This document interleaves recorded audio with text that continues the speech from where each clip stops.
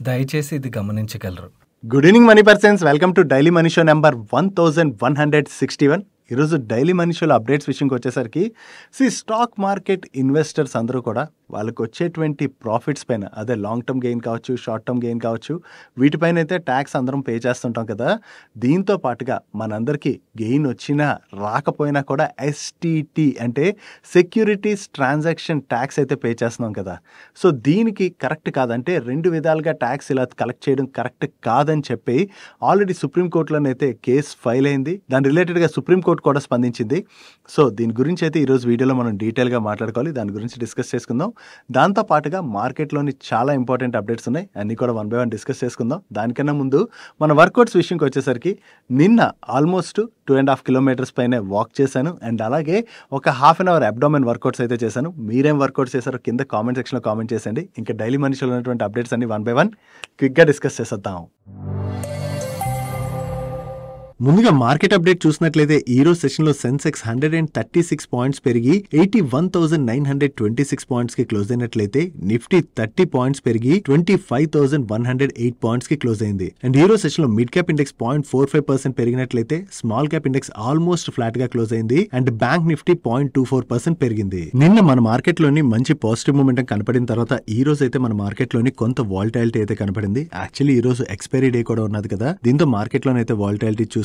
కానీ market related గా positive things మనం మాట్లాడుకోవాలంటే మేజర్ బ్యాంక్స్ అయితే వాళ్ళ బిజినెస్ అప్డేట్ పాజిటివ్ గా ఇవ్వడంతో మార్కెట్ లో పాజిటివ్ మూమెంటం చూస్తున్నాం. నిన్నే దాని గురించి మనం మాట్లాడుకున్నాం కదా. దీంతో పాటుగా వరల్డ్ బ్యాంక్ వాళ్ళు ప్రీవియస్ గా ఫైనాన్షియల్ ఇయర్ 26 లోని మన ఇండియన్ జీడిపి 6.3% గ్రో అవచ్చు అని చెప్పి ఎస్టిమేషన్ రిలీజ్ చేశారు. దాన్ని ఇప్పుడు 6.5% అప్వర్డ్ రివైజ్ చేయడం జరిగింది. వీళ్ళు ఏం చెప్తున్నారంటే మన ఇండియా అయితే ఫాస్టెస్ట్ గ్రోయింగ్ మేజర్ ఎకానమీ అని అండ్ మన దగ్గర కన్జంప్షన్ గ్రోత్ అయితే బాగానే కనపడచ్చు అని చెప్తున్నారు. కాకపోతే యుఎస్ మన పైన విధించినటువంటి 50% టారిఫ్స్ ఇంపాక్ట్ ఉన్నది కదా, ఈ ఇంపాక్ట్ మన కంట్రీ పైన కమింగ్ ఇయర్ అంటే నెక్స్ట్ ఇయర్ లోని పడేటువంటి అవకాశం ఉన్నదని చెప్పి వీళ్ళైతే ఎక్స్పెక్ట్ చేస్తున్నారు. ఓవరాల్ గా చూసుకుంటే మన ఇండియా రిలేటెడ్ గా వరల్డ్ బ్యాంక్ దగ్గర నుంచి కూడా పాజిటివ్ స్టేట్మెంట్స్ వస్తున్నాయి. ఓన్లీ థింగ్ మార్కెట్ కు ఉన్నటువంటి మేజర్ కన్సర్న్ ఏంటంటే ఇండియా యుఎస్ మధ్య ఉన్నటువంటి రిలేషన్షిప్ ఏదైతే ఉన్నదో అది పాజిటివ్ గా ముందుకు వెళ్ళట్లే కదా. ప్రెసెంట్ చూసినట్లయితే బోత్ కంట్రీస్ మధ్యన ట్రేడ్ డీల్ రిలేటెడ్ గా నెగోషియేషన్స్ అయితే నడుస్తున్నాయి, కానీ అవైతే ఒక కొలిక్కి రావట్లేదు. ఈవెన్ ఇండియా అండ్ యుఎస్ మధ్యన ఈ ట్రేడ్ డీల్ రిలేటెడ్ గా కొంత డిఫరెన్స్ అయితే కనపడుతున్నది. ఎందుకంటే యుఎస్ ఫస్ట్ నుంచి కూడా mainly agriculture and dairy sector related గా మన కంట్రీలోని ఫుల్ ఫ్లెజ్డ్ యాక్సెస్ ఇవ్వాలని అడుగుతున్నా ఈ విషయంలోని ఇండియా వెనక్కి తగ్గకపోవడంతో యుఎస్ అయితే ట్రేడ్ డీల్ రిలేటెడ్ నెగోషియేషన్స్ సాగదీస్తూనే ఉన్నది. సో ఈ ఇష్యూ ఏదైతే ఉన్నదో ఈ ఇష్యూ కొంతవరకు సార్ట్ అవుట్ అయిందనుకోండి, మన ఇండియా కూడా అంటే వెనక్కి తగ్గట్లేదు. ఇప్పుడు ఇండియా కూడా ఏం చెప్తుందంటే మా ఇంట్రెస్ట్లు ఏవైతే ఉన్నాయో వాటిని ప్రొటెక్ట్ చేసుకుంటూ ఏ కంట్రీతో అయినా ట్రేడ్ డీల్ చేసుకుంటాం అని ఇండియా అయితే చెప్తుంది. సో ఇష్యూ ఎలా సార్ట్ అవుట్ అవుద్దా అన్నది చూడాలి. ఒకవేళ సార్ట్ అవుట్ అయ్యి ఇండియా అండ్ యుఎస్ మధ్యన ట్రేడ్ డీల్ కనుక జరిగిపోయింది అనుకోండి, ఇప్పటి వరకు మార్కెట్ కు ఉన్నటువంటి మేజర్ కన్సర్న్ అదే రిమైనింగ్ మన కంట్రీలోని మన కన్జంప్షన్ గ్రోత్ బాగుంది, మన ఎకానమీ అయితే బాగానే గ్రో అవుతుంది, వేరియస్ అదర్ కంట్రీస్ తో కూడా మనం ఫ్రీ ట్రేడ్ అగ్రిమెంట్ సైన్ చేసుకుంటూ వెళ్తున్నాం. సో ఇవన్నీ పాజిటివ్ థింగ్స్ ప్లే అవుతున్నాయి. ఓన్లీ యుఎస్ తో ఉన్నటువంటి ఈ ఇష్యూ కనుక త్వరగా సార్ట్ అవుట్ అయిపోయింది అనుకోండి, మార్కెట్ కు ఉన్నటువంటి మేజర్ కన్సర్న్ అనేది తొలగిపోద్ది. కాబట్టి మనం మార్కెట్ లోని మంచి పాజిటివ్ మూమెంటమే బిల్డ్ అయ్యేటువంటి అవకాశం ఉన్నది. కానీ ఇక్కడ నుంచి మార్కెట్ లో పాజిటివ్ మూమెంటం కనపడాలంటే ఒకటి యుఎస్ తో ఉన్నటువంటి ఇష్యూ సార్ట్ అవుట్ అవడంతో పాటు మన కంపెనీస్ యొక్క ఎర్నింగ్స్ గ్రోత్ కూడా ఎలా ఉంటుంది అన్నది మనం చూడాలి. ఎలాగ Q2 క్లోజ్ అయిపోయింది కాబట్టి త్వరలోనే మేజర్ కంపెనీస్ అయితే వాళ్ళ రిజల్ట్స్ ని పోస్ట్ చేస్తాయి కదా. సో ఈ Q2 నెంబర్స్ ఎలా ఉంటాయి అన్న దాన్ని బట్టి మన మార్కెట్ లోని మూమెంటం అన్నది ఆధారపడి ఉంటుంది. Next stock market investors related గా చాలా ఇంపార్టెంట్ న్యూస్, అదే ఎస్టీటీ. వీడియో ఇంట్రోలో మాట్లాడుకున్నాం కదా, సెక్యూరిటీస్ ట్రాన్సాక్షన్ ట్యాక్స్. దీని రిలేటెడ్ గా సుప్రీం కోర్టులో ఒక కేసు అయితే ఫైల్ అయింది. సో ఈ కేసు ఏం ఫైల్ అయిందంటే స్టాక్ మార్కెట్ ఇన్వెస్టర్స్ పైన ఈ సెక్యూరిటీస్ ట్రాన్సాక్షన్ ట్యాక్స్ అవసరం లేకుండా అన్నెసరీ ట్యాక్స్ అయితే చేస్తున్నారు. సో ఇది కరెక్ట్ కాదని చెప్పి సుప్రీం కోర్టులోనైతే కేసు ఫైల్ అయింది. దీనికి ఫైనాన్స్ మినిస్టర్ రిప్లై చేయాలని చెప్పి సుప్రీం కోర్టు అయితే ఆదేశించింది. యాక్చువల్లీ ఇక్కడ కేసు ఎవరైతే ఫైల్ చేశారో అతను మెయిన్లీ ఏం ఫోకస్ చేస్తున్నారంటే ఈ ఎస్టీటీ ఏదైతే ఉన్నదో అది డబుల్ టాక్సేషన్ ప్రిన్సిపల్ అయితే వైలేట్ చేస్తుంది. ఎందుకంటే ఇక్కడ మనం స్టాక్ మార్కెట్ లో ఇన్వెస్ట్ చేసాం, ఇన్వెస్ట్ చేసిన తర్వాత మనకి స్టాక్ మార్కెట్ లోని ప్రాఫిట్స్ వచ్చాయి, క్యాపిటల్ గెయిన్స్ వచ్చాయి. ఆ క్యాపిటల్ గెయిన్స్ పైన మనం ట్యాక్స్ పే చేస్తాం కదా. ఆ క్యాపిటల్ గెయిన్స్ పైన మనం ట్యాక్స్ పే చేసింది కాకుండా మనకి సెక్యూరిటీస్ ట్రాన్సాక్షన్ ట్యాక్స్ కూడా పడుతుంది కదా. మనం ఏదైనా స్టాక్ కొన్నా అమ్మినా మనకి ఎస్టీటీ కూడా పడుతుంది కదా. సో ఈ సెక్యూరిటీ ట్రాన్సాక్షన్ ట్యాక్స్ పడి అతని పైన క్యాపిటల్ గెయిన్ ట్యాక్స్ పడి దీనివల్ల డబుల్ టాక్సేషన్ అన్నది అవుతుంది. ఈవెన్ ప్రాఫిట్స్ వచ్చాయనుకోండి అది సెకండరీ, ఒకవేళ లాస్ వచ్చినా కూడా అతని పైన ఈ సెక్యూరిటీ ట్రాన్సాక్షన్ ట్యాక్స్ అన్నది పడుతుంది కదా. సో ఇలా ఏమవుతుందంటే ఇన్వెస్టర్స్ పైన మల్టిపుల్ ట్యాక్స్లు అనేవి పడుతున్నాయి. సో ఇలా డబుల్ టాక్సేషన్ ఏదైతే పడుతుందో అది కరెక్ట్ కాదని చెప్పి సుప్రీంకోర్టులోని కేసు అయితే ఫైల్ చేశారు. సో ఈ కేసు ఫైల్ చేసిన తర్వాత ఇప్పుడు సుప్రీంకోర్టు ఫైనాన్స్ మినిస్టర్ దీని రిలేటెడ్ గా రిప్లై చేయాలని చెప్పి ఆదేశించింది కదా. ఫైనాన్స్ మినిస్టర్ దగ్గర నుంచి ఎటువంటి రిప్రజెంటేషన్ వస్తుంది అన్నది మనం చూడాలి. యాక్చువల్లీ ఈ సెక్యూరిటీ ట్రాన్సాక్షన్ ట్యాక్స్ ఏదైతే ఉందో దాన్ని తీసివేసినట్లయితే చాలా మందికి హెల్ప్ఫుల్ అవుతుంది అండ్ ఎక్కువ మందికి ఈక్విటీ మార్కెట్ సైడ్ ఇంట్రెస్ట్ కూడా పెరుగుతుంది. కాబట్టి ఎస్టీటీని తీసేయాలని చెప్పి ప్రీవియస్ గా చాలా రోజుల నుంచి డిమాండ్స్ అయితే ఉన్నాయి. సో ఫైనల్లీ ఇప్పుడు గవర్నమెంట్ ఎటువంటి డెసిషన్ తీసుకుంటుంది అండ్ సుప్రీంకోర్టులోని గవర్నమెంట్ దగ్గర నుంచి ఏం రెస్పాన్స్ వస్తుంది అన్నది కూడా మనం చూడవలసి ఉన్నది. దీంతో పాటుగా long term capital gain tax ఏదైతే ఉందో దానిలో కూడా కొన్ని చేంజెస్ చేయాలని చెప్పి చాలా రోజుల నుంచి గవర్నమెంట్ కి అయితే రిక్వెస్ట్లు వెళ్తానే ఉన్నాయి. సో దీని రిలేటెడ్ గా కూడా గవర్నమెంట్ ఏదైనా స్టెప్ తీసుకుంటుందేమో చూడాలి. ఒకవేళ ఈ టాక్సేషన్ అంటే స్టాక్ మార్కెట్ లోని టాక్సేషన్ రిలేటెడ్ గా గవర్నమెంట్ ఏమైనా మేజర్ చేంజెస్ కనుక తీసుకొచ్చినట్లయితే అది ఇన్వెస్టర్స్ కి బిగ్ రిలీఫ్ గా చూడొచ్చు. ఈవెన్ అది స్టాక్ మార్కెట్ కూడా పాజిటివ్ గా తీసుకుంటుంది. ఎందుకంటే ఈ టాక్సేషన్ తగ్గించారనుకోండి మరింత మందికి మన ఈక్విటీ మార్కెట్ సైడ్ ఇంట్రెస్ట్ పెరగచ్చు కదా. సో దానివల్ల ఏమవుతుందంటే ఈక్విటీ మార్కెట్స్ లోకి ఇన్ఫ్లోస్ వస్తాయి కాబట్టి దాన్ని కూడా మార్కెట్ అయితే పాజిటివ్ గా తీసుకుంటుంది. చూడాలి ఫైనల్లీ గవర్నమెంట్ ఎటువంటి డిసిషన్ తీసుకుంటుంది అన్నది. మీరే అనుకుంటున్నారు గవర్నమెంట్ నిజంగా అంటే ఈ స్టాక్ మార్కెట్ లో మనం కట్టేటువంటి ట్యాక్సెస్ రిలేటెడ్ గా కూడా ఏదైనా స్టెప్ తీసుకుంటుందా? ఎందుకంటే రీసెంట్ గా జిఎస్టీ కట్ రిలేటెడ్ గా అది గవర్నమెంట్ తీసుకున్నది కదా. అలాగే స్టాక్ మార్కెట్ ఇన్వెస్టర్స్ కి కూడా గవర్నమెంట్ నుంచి పాజిటివ్ అనౌన్స్మెంట్ ఏదైనా వస్తుంది అనుకుంటున్నారో వస్తుంది అనుకున్నట్లయితే కింద కామెంట్ సెక్షన్ లో ఎస్ కామెంట్ చేయండి లేదా నో అని కామెంట్ చేయడానికి ప్రయత్నించండి. డైలీ మార్కెట్ లో వచ్చేటువంటి ఇటువంటి ఇంపార్టెంట్ ఇన్ఫర్మేషన్ ని మీతో డీటెయిల్ గా షేర్ చేయడానికి మన టీం పెడుతున్నటువంటి ఎఫర్ట్స్ కనుక వీడియో చూస్తున్న ఏ పాయింట్ ఆఫ్ టైం లో అయినా మీకు హెల్ప్ఫుల్ అయినట్లయితే మేము మిమ్మల్ని అడిగేది ఒకటే, మన వీడియోని మర్చిపోకుండా లైక్ చేయడానికి ప్రయత్నించండి. అండ్ మీరు ఇదే ఫస్ట్ టైం మన మనీ పర్స్ ఛానల్కి వచ్చి ఛానల్ ఇంకా సబ్స్క్రైబ్ చేసుకోలేనట్లయితే మా నుంచి వచ్చేటువంటి ఇంట్రెస్టింగ్ వీడియోస్ని రెగ్యులర్గా ఫాలో అవడానికి మన ఛానల్ని సబ్స్క్రైబ్ చేసుకుంటూ పక్కనున్న బెల్ ఐకాన్లోని ఆల్ నోటిఫికేషన్స్ యాక్టివేట్ చేసుకోవడం మర్చిపోకండి. Next work space solutions provide చేసేటువంటి వీవర్క్ ఐపీఓ అయితే ఈ రోజు క్లోజ్ అయింది కదా.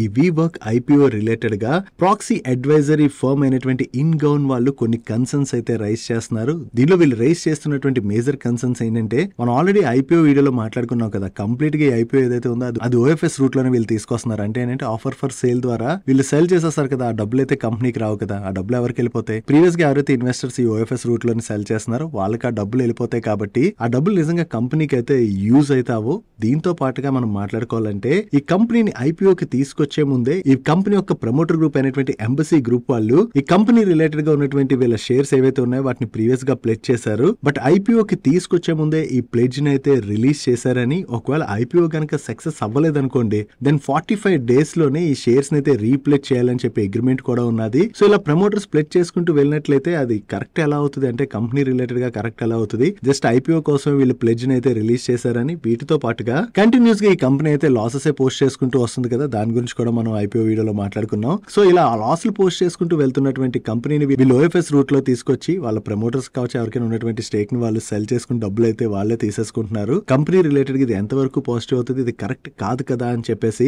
వీళ్ళైతే చాలా కన్సర్న్స్ రైజ్ చేయడం జరిగింది. చూడాలి ఇప్పుడు ఈ కంపెనీ రిలేటెడ్ గా ఇన్ని కన్సర్న్స్ అయితే వచ్చాయి కదా. అండ్ ఐపీఓ రోజుతో అయితే క్లోజ్ అయిపోయింది అండ్ త్వరలోనే లిస్ట్ అవుతుంది కూడా. దీని యొక్క ఇంపాక్ట్ లిస్టింగ్ డే రోజు ఏ విధంగా పడుతుంది అన్నది మనం చూడవలసి ఉన్నది. నెక్స్ట్ గోల్డ్ ఇన్వెస్టర్స్ రిలేటెడ్ గా ఒక ఇంపార్టెంట్ న్యూస్ అయితే కనబడుతుంది.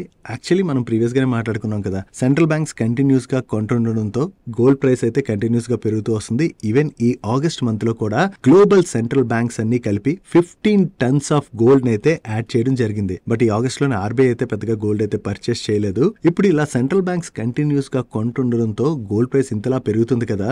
దీంతో గోల్డ్ మ్యాన్ సాక్స్ వాళ్ళు ఏం చెప్తున్నారంటే ఈ గోల్డ్ ప్రైస్ డిసెంబర్ 2026 నాటికి ప్రీవియస్ గా వీళ్ళు పర్ రౌండ్స్ $4,300 టచ్ అవచ్చు అని చెప్పి ఎస్టిమేట్ చేస్తే దాన్ని ఇప్పుడు $4,900 కి వీళ్ళు రివైజ్ చేశారు. అంటే 10 grams గోల్డ్ మనం మన ఇండియన్ కరెన్సీలో చూసినట్లయితే 1,55,000 టచ్ అవుతుంది అని చెప్పి వీళ్ళ ఎస్టిమేషన్స్ ప్రకారం షేర్ చేస్తున్నారు. వీళ్ళు కూడా చెప్తుంది ఏంటంటే కంటిన్యూస్ గా సెంట్రల్ బ్యాంక్స్ కొంటున్నాయి కదా. ఇలా కొంటుండడంతో గోల్డ్ ప్రైస్ అయితే బాగా పెరగచ్చు అని చెప్తున్నారు. కాకపోతే ఇక్కడి నుంచి కూడా సెంట్రల్ బ్యాంక్స్ ఇలాగే గోల్డ్ పర్చేస్ చేస్తాయా లేదా అన్నది ఎవ్వరూ కూడా క్లియర్ గా చెప్పలేరు. ఒకవేళ సెంట్రల్ బ్యాంక్స్ పర్చేస్ అన్నది ఇలాగే కంటిన్యూ అయితే గోల్డ్ ప్రైస్ అయితే పెరగచ్చు. అలా కాకుండా సెంట్రల్ బ్యాంక్స్ బయింగ్ బయింగ్ అనేది ఆగిందనుకోండి, గోల్డ్ ప్రైస్ పెరగడం అనేది ఆగేటువంటి అవకాశాలు అయితే ఉన్నాయి. నెక్స్ట్ ఈ అక్టోబర్ మంత్ లోని యూపీఐ పేమెంట్స్ లోని కొన్ని చేంజెస్ అయితే చేసేటువంటి అవకాశం ఉన్నదని చెప్పి ఎకనామిక్ టైమ్స్ వాళ్ళు వాళ్ళ సోర్సెస్ ద్వారా తెలిసినటువంటి ఇన్ఫర్మేషన్ ని షేర్ చేస్తున్నారు. దీనిలో భాగంగా వీళ్ళు ఏం చెప్తున్నారంటే, మనం యూపీఐ పేమెంట్ చేయాలంటే ఏం చేస్తాం, మనం యూపీఐ యాప్ ఓపెన్ చేసి ఎవరికైతే పే చేయాలో ఎదురు వాళ్ళ ఫోన్ నెంబర్ కి డబ్బులు అవి యాడ్ చేసిన తర్వాత పిన్ కొడతాం, లేదంటే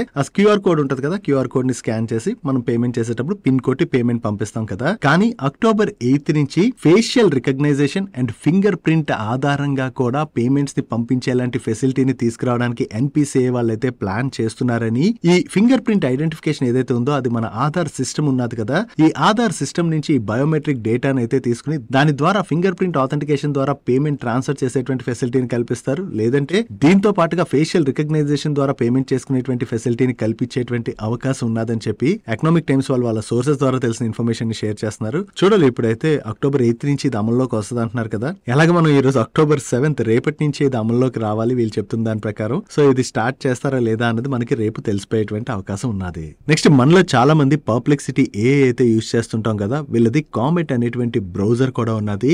ఈ బ్రౌజర్ అయితే సైబర్ అటాక్ కి గురైందని అండ్ దీనిలోని అటాకర్స్ ఎవరైతే ఉన్నారో వాళ్ళ యూజర్స్ యొక్క డేటాని అయితే కొట్టేస్తున్నారని చెప్పి న్యూస్ అయితే వస్తుంది. సో ఒకవేళ మీలో ఎవరైనా సరే మీ మొబైల్లో కావచ్చు లేదా మీ సిస్టమ్స్ లో కావచ్చు ఈ పర్ప్లెక్సిటీకి చెందినటువంటి కామెట్ బ్రౌజర్ ని కనుక యూజ్ చేస్తున్నట్లయితే కొంచెం జాగ్రత్తగా ఉండండి. ఎందుకంటే ఆ బ్రౌజర్ లోని మనం ఏమైనా లాగిన్స్ అవి చేసాం అనుకోండి, మన జీమెయిల్స్ కావచ్చు ఇంకేమైనా కావచ్చు, లాగిన్స్ అవి చేసాం అనుకోండి, అది సైబర్ అటాక్ కి గురై ఒకవేళ డేటా కనుక చోరీకి గురైనట్లయితే మన మొబైల్ ని వాళ్ళు కనుక యాక్సెస్ లోకి తీసుకుంటే మొబైల్లో బ్యాంకింగ్ యాప్స్ ఇటువంటివన్నీ ఉంటాయి కదా, వాటన్నిటి డేటాని కూడా కొట్టేసేటువంటి అవకాశం ఉన్నది. కాబట్టి ఒకవేళ మీలో ఎవరైనా ఈ బ్రౌజర్ యూజ్ చేస్తున్నారు అనుకోండి, మీ మొబైల్స్ కావచ్చు ల్యాప్టాప్స్ కావచ్చు, అన్ఇన్స్టాల్ చేయడానికి అయితే ప్రయత్నించండి. నిజంగా ఇది జరిగిందా లేదా చెప్పలేం, కానీ జాగ్రత్తగా ఉండడంలో తప్పు లేదు కదా. ఎందుకంటే ఒకసారి సైబర్ అటాక్ కానీ జరిగింది అనుకోండి, అన్నెసరీ అది బిగ్ హెడ్ఏక్ కూడా. సో అందుకని మీలో ఎవరైనా యూజ్ చేస్తున్నట్లయితే మాత్రం కొంచెం జాగ్రత్తగా ఉండండి.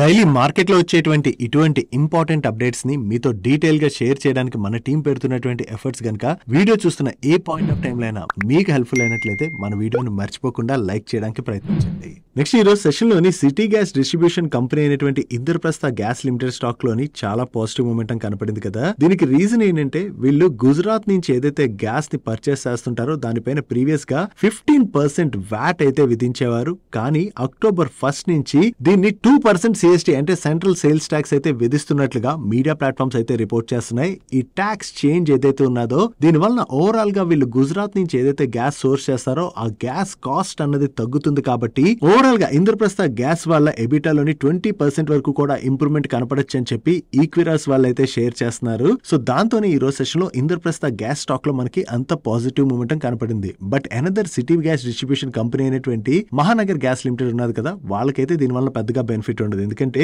వీళ్ళు గ్యాస్ సోర్స్ అంతా కూడా ఎక్కువగా మహారాష్ట్ర నుంచి చేసుకుంటున్నారు. సో అక్కడైతే ట్యాక్స్ లోని ఎటువంటి చేంజ్ రాలేదు. కాబట్టి మహానగర్ గ్యాస్ లిమిటెడ్ వాళ్ళకి ఈ పాజిటివ్ ఇంపాక్ట్ పెద్దగా ఉండదు. కానీ ఇంద్రప్రస్థ గ్యాస్ లిమిటెడ్ వాళ్ళ పైన అయితే ఈ పాజిటివ్ ఇంపాక్ట్ ప్లే చేయనుంది. Next SEBI weekly options expiry అయితే తీసేయాలని చెప్పి ప్రయత్నిస్తున్నది కదా. దీని రిలేటెడ్ గా సెబీకి అయితే వేరియస్ బ్రోకర్స్ నుంచి ఎక్స్చేంజెస్ నుంచి అయితే వాళ్ళ రిప్రజెంటేషన్ అయితే ప్రెజెంట్ చేసినట్లుగా సిఎన్బిసి వాళ్ళు వాళ్ళ సోర్సెస్ ద్వారా తెలిసినటువంటి ఇన్ఫర్మేషన్ ని షేర్ చేస్తున్నారు. దీనిలో భాగంగా బ్రోకర్స్ అందరూ కూడా ఈ వీక్లీ ఆప్షన్స్ ఎక్స్పైరీని అయితే కంటిన్యూ చేయాలని చెప్పి సెబీని అయితే రిక్వెస్ట్ చేశారని, ఈవెన్ ఎక్స్చేంజెస్ కూడా ఈ వీక్లీ ఆప్షన్ ఎక్స్పైరీని అయితే కంటిన్యూ చేయాలని చెప్పి కోరుకుంటున్నట్లుగా వీళ్ళు అప్డేట్ చేయడం జరిగింది. సో ఇక్కడ ఎక్స్చేంజెస్ కావచ్చు బ్రోకర్స్ కావచ్చు వీళ్ళందరికీ కూడా ఈ వీక్లీ ఆప్షన్ ఎక్స్పైరీని తీసేసినట్లయితే దాని వలన వాల్యూమ్స్ తగ్గిపోతాయి. కాబట్టి ఆబ్వియస్ గా వాళ్ళకి వచ్చేటువంటి ఇన్కమ్ తగ్గిపోతుంది. కాబట్టి వాళ్ళు ఆబ్వియస్లీ ఈ వీక్లీ ఆప్షన్ ఎక్స్పైరీని అయితే కంటిన్యూ చేయాలని చెప్పి కోరుకుంటారు. సో ఇంతమంది వాళ్ళ దగ్గర నుంచి ఫీడ్బ్యాక్ అయితే ఇస్తున్నారు కదా, సెబీ మరిన్ని ఫీడ్బ్యాక్స్ అయితే తీసుకోవడానికి చూస్తుందంట. సో ఈ ఫీడ్బ్యాక్ అన్ని తీసుకున్న తర్వాత సెబీ దీని రిలేటెడ్ గా ఎటువంటి డెసిషన్ తీసుకుంటుంది అన్నది మనం చూడవలసి ఉన్నది. ఒకవేళ వీక్లీ ఆప్షన్ ఎక్స్పైరీని కనుక సెబీ తీసేసినట్లయితే అది broking companies and exchanges related గా అయితే మనం నెగిటివ్ గా చూడొచ్చు.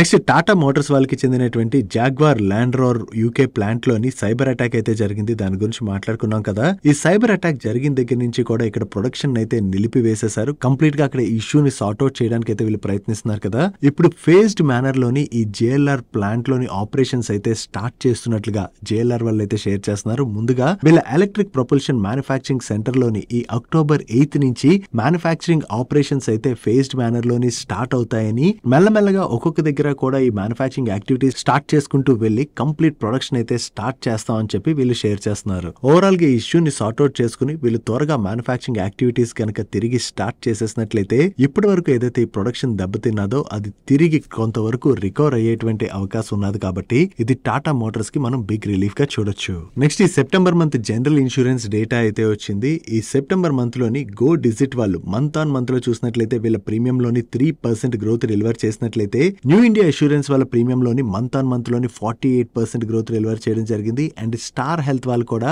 మంత్ ఆన్ మంత్ లోని 7% గ్రోత్ డెలివర్ చేశారు. బట్ ఐసిఐసిఐ లొంబార్డ్ వాళ్ళ ప్రీమియం లో మాత్రం మంత్ ఆన్ మంత్ లో 12% డ్రాప్ కనపడుతున్నట్లయితే నివా బూపా వాళ్ళ ప్రీమియం లోని 3% డ్రాప్ కనిపిస్తుంది.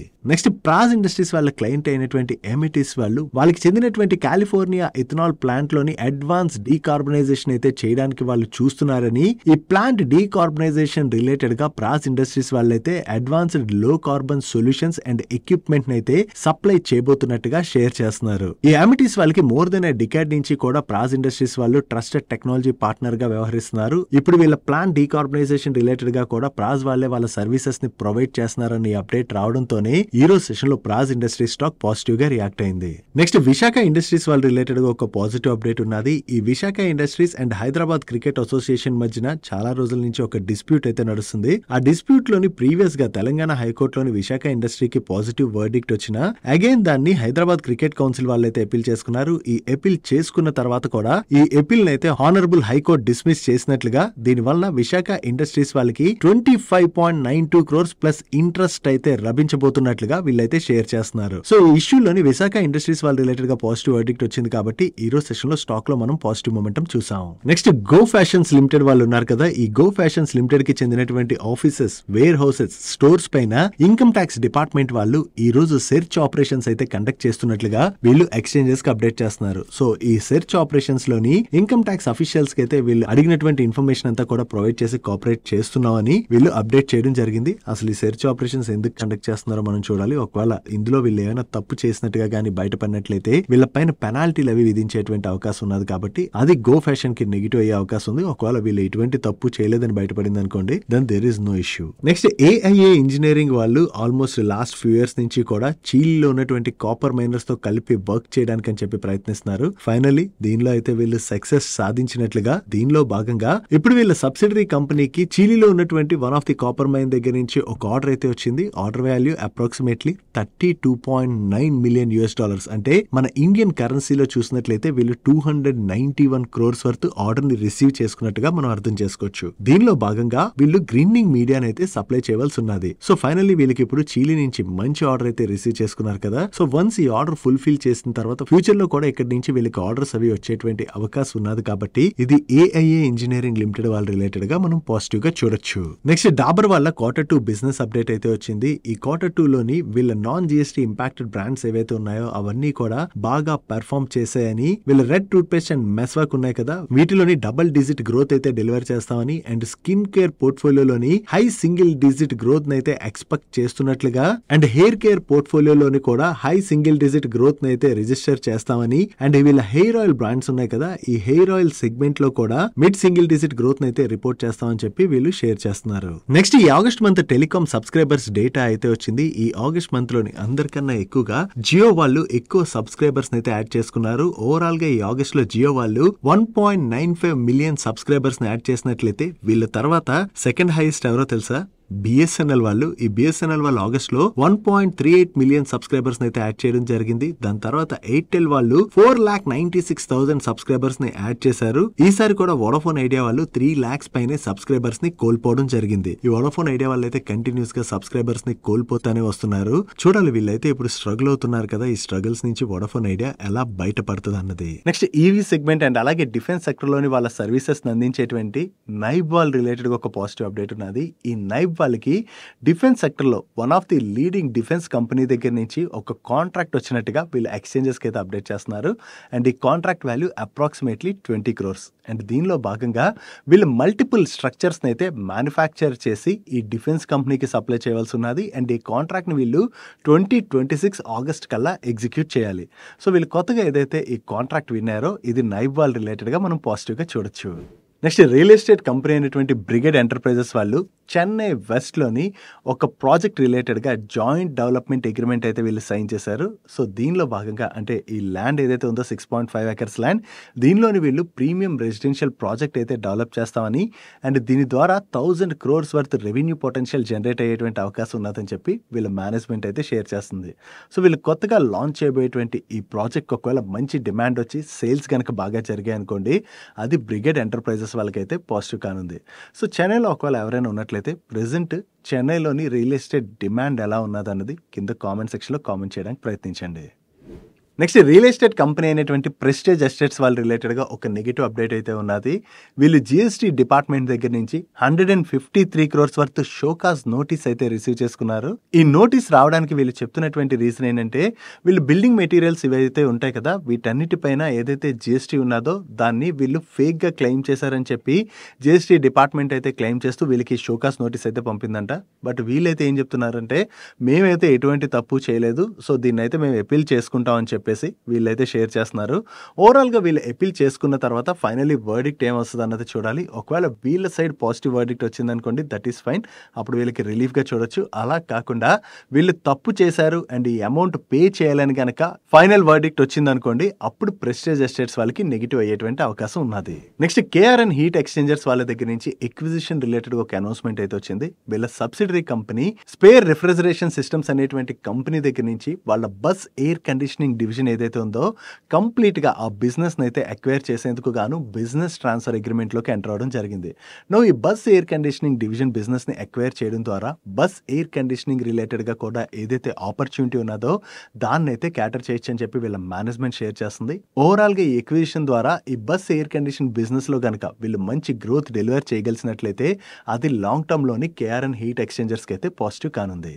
That's it for today's daily మనిషి. గైస్, ఈరోజు డైలీ మనిషిలో మెయిన్ షేర్ చేసిన ఇన్ఫర్మేషన్ మీకు హెల్ప్ఫుల్ అయినట్లయితే ఈ వీడియోని లైక్ చేయండి అండ్ ఈ video me friends and family మెంబర్స్కి హెల్ప్ఫుల్ అవుతుందంటే ఈ వీడియోని వాళ్ళకి షేర్ చేయండి. అండ్ మీరైతే ఫస్ట్ టైం మన మనీ పర్స్ ఛానల్కి వచ్చి ఛానల్ ఇంకా సబ్స్క్రైబ్ చేసుకోలేనట్లయితే ఇక్కడ ఉన్న ఛానల్ లోగో మీద క్లిక్ చేసి ఛానల్ సబ్స్క్రైబ్ చేసుకుంటూ పక్కనున్న బెల్ ఐకాన్లోని ఆల్ నోటిఫికేషన్స్ యాక్టివేట్ చేసుకోండి. నేను చంద్రశేఖర్ పత్రి, మరొక ఇంట్రెస్టింగ్ వీడియోతో కలుద్దాం. Good night.